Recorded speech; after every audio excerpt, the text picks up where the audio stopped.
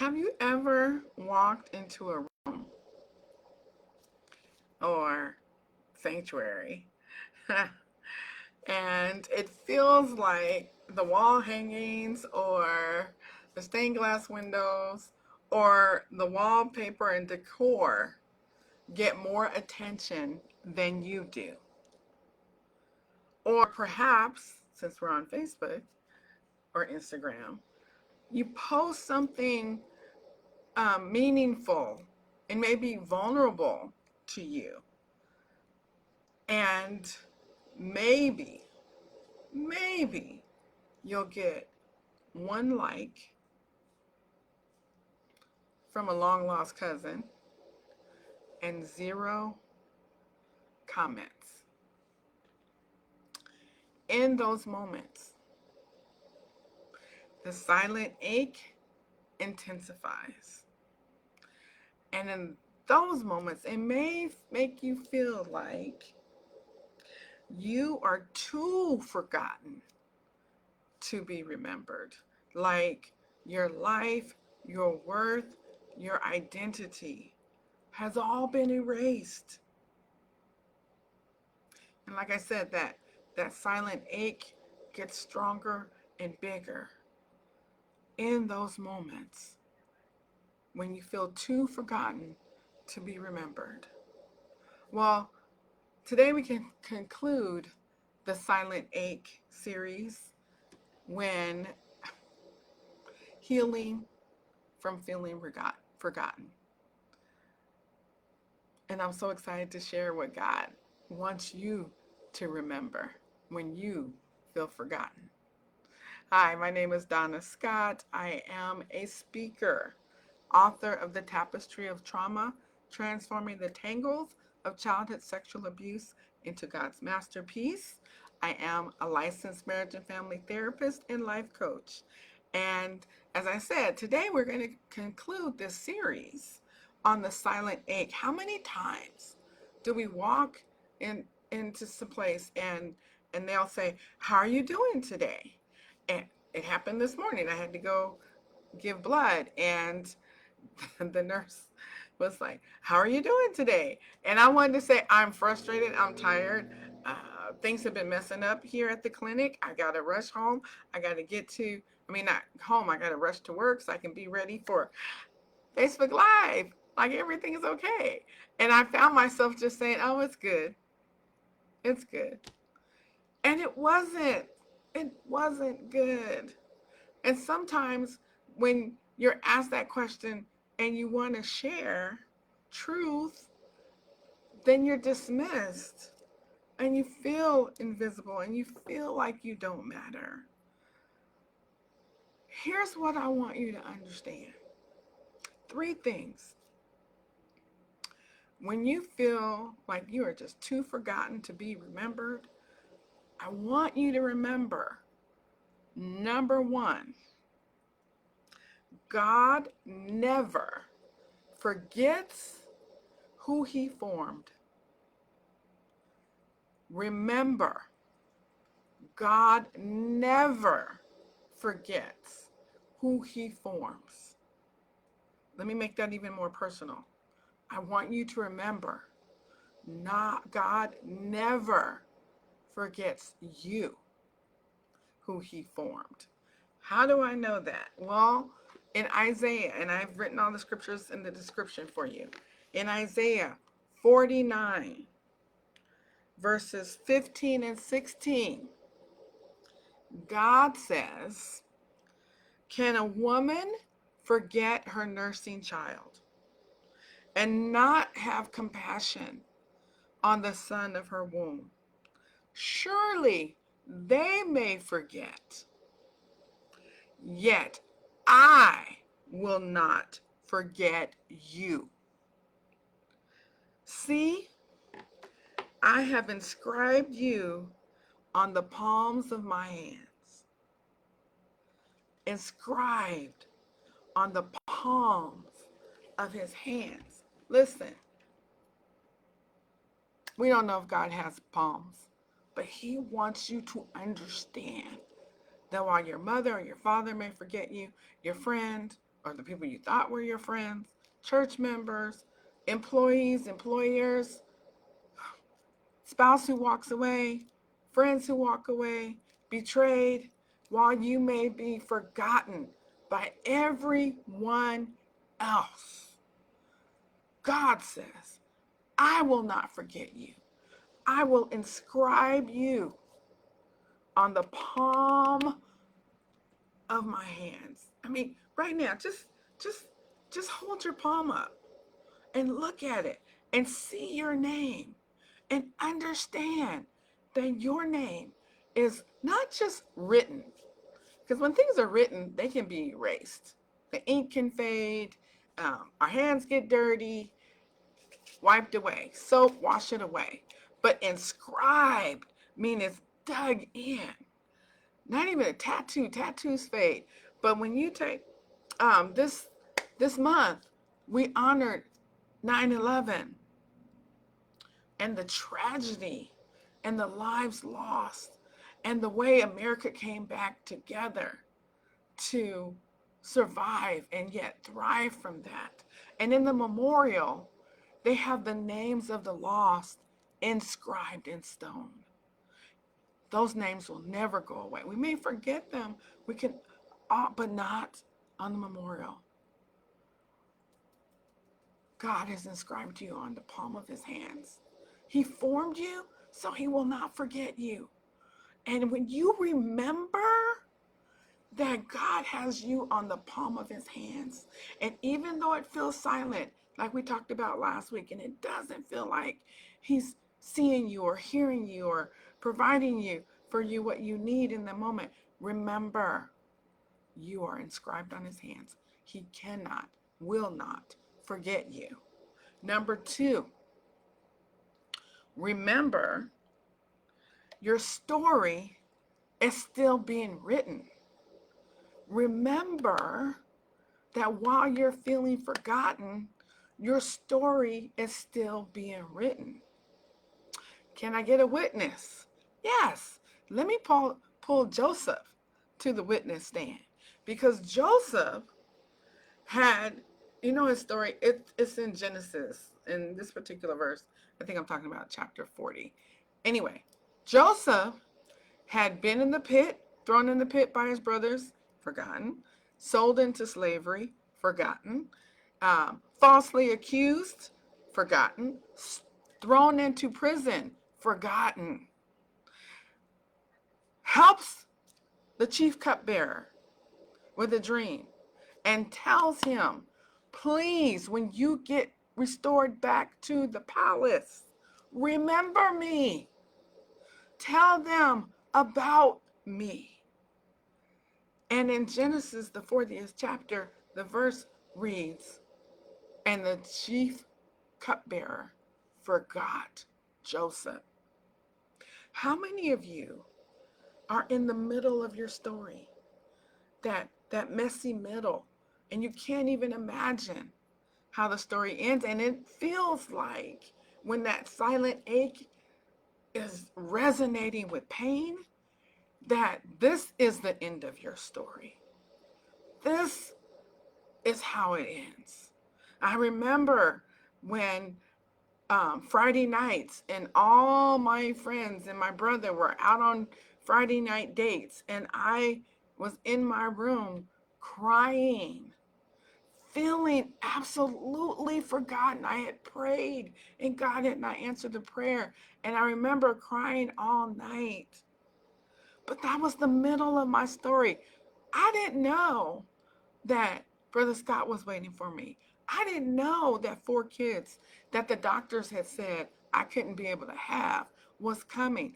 In the middle, in that moment, when I felt forgotten, I needed to remember that that was not the end of my story, that that was one chapter. When our home was foreclosed on in that major recession several years ago, and we had nowhere to go, and then we did. He provided a way, and I remember that move, and that first Sunday after the move, we moved on a Saturday. We're exhausted. I'm the only one going to church because my whole family was tired.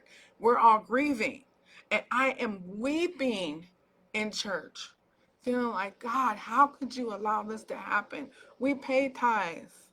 I serve you. I teach Bible study. I sing. I do praise team. I do all things. How could you allow this to happen? How could you forget me? But that was the middle of the story. He has since blessed us with another forever home. I didn't see that when I was in the midst of feeling forgotten. What about you? What do you need to remember about the middle of your story? When you feel forgotten by that loved one, or you feel overlooked for a job promotion, or you've been looking for a job and no one hires you, and you feel forgotten, and your identity and your worth continually feels erased. Remember, this is not how your story ends.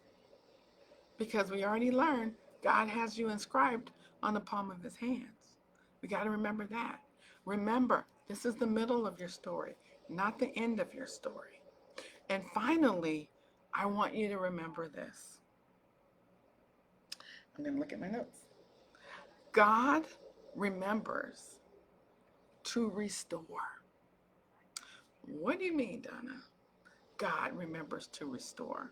Well, in Genesis, the 8th chapter, verse 1, we find these words. Then God remembered Noah and every living thing and all the animals that were with him in the ark.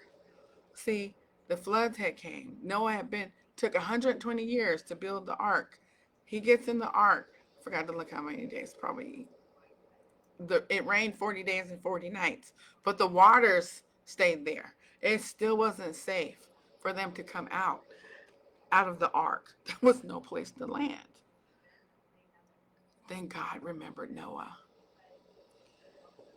And God made a wind to pass over the earth, and the waters subsided. God remembered Noah. He doesn't just remember men.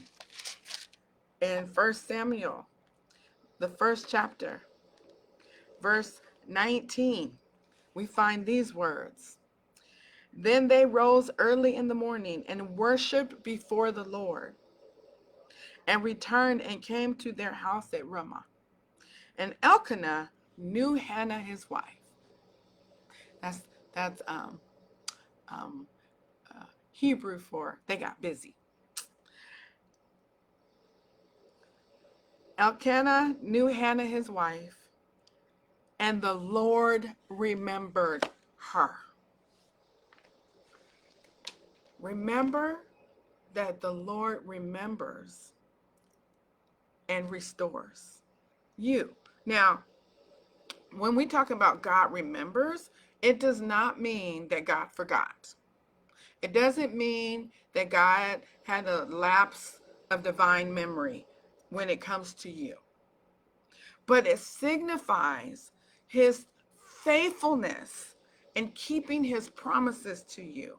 It signifies his faithfulness and the action that he will take to fulfill his promises or to show mercy in a situation, but to enact and act on your behalf. Because remember, we already know he never forgets us, even though it feels like we're forgotten. The Lord remembers and action takes place. God remembering is when he turns his attention to the situation that is impacting your life. And he does something about it. There is a song that I listened to when I was out of town this week. And it's the praise team did it at the church. And I think it's written by Elevation Worship. And it says, Always on Time is the name of it. And there was this stanza that just messed me up because it goes, there's never been a day, never been a minute, never been a moment that you, God, weren't in it. Never been a time that you didn't see me through. So, God, I worship you. In these moments of feeling unforgotten, there's never been a single one that God has not been in it with you, has kept you on the palm of his hands and kept his eye on you and promised his presence with you in those moments when you feel forgotten. Those Friday night when I was crying, he surrounded me with his presence and he surrounded me with his comfort. And even though I used tissue to dry my tears did dry. Remember all the times when you look back, because the pastor then got up, he said, I need you to slow down. And I need you to think about that moment when you didn't think you would make it through. I'm asking you to think about that moment when it didn't feel like you would ever get out of this messy middle of your story, out of this messy middle of your chapter. I want you to remember the previous chapters of your life. Like I said, when I was single, he brought me through that. When I should have been hit by a car and he stopped the car, he brought me through that. When my firstborn almost died 3 times in the womb, he brought me through that. He brought us through the foreclosure. He brought us through the financial difficulties. He brought us and remembered. God remembered when I was single. God remembered when our house was foreclosed. God remembered because I'm inscribed here. What are your moments that God has brought you through? And in those moments, you remembered you weren't forgotten, but that you were seen and remembered and known. Feeling forgotten right now, feeling that ache, I understand. But remember that God remembers to restore. And what were those moments that you can look back and remember that the God who brought you through then is the same God who will bring you through now. And he sees you. He remembers you. And he acts on your behalf, even behind the scenes when you don't know. That's the God we serve. Sometimes when we feel forgotten, it's because we've forgotten him. It's because we don't remember the God who got us, the God who has us constantly and consistently with him. We don't remember. So I urge you today, when that ache gets so tough and it's so strong, remember the God who remembers you. Feelings aren't fact, but they need attention. They're telling you something needs to pay attention. So do that. Remember, remember, remember. When you're feeling forgotten, remember that you are not forgotten by the one who formed you, loved you, and consistently sees you. Amen? Hey, if this was helpful for you, this is our conclusion to the silent ache. If this was helpful, or you know someone else who's struggling to remember that they're inscribed on the palm of God's hand, please feel free to share this. I will be out of town next week. I will try to do some lives from Nashville. So I won't be back for Facebook Lives until October. And keep an eye out on posts so you'll know the next series that's coming up. I'm thinking of a couple of things, but the Lord hasn't completely confirmed it yet. So again, thank you so much for tuning in, and I look forward to seeing you next time. Take care and God bless. Bye. Don't forget, inscribed. Look at your palms. When you're washing your hands, remember, ooh, I'm on God's hand, palm. Ooh. Okay. All right. Gotta go. Bye.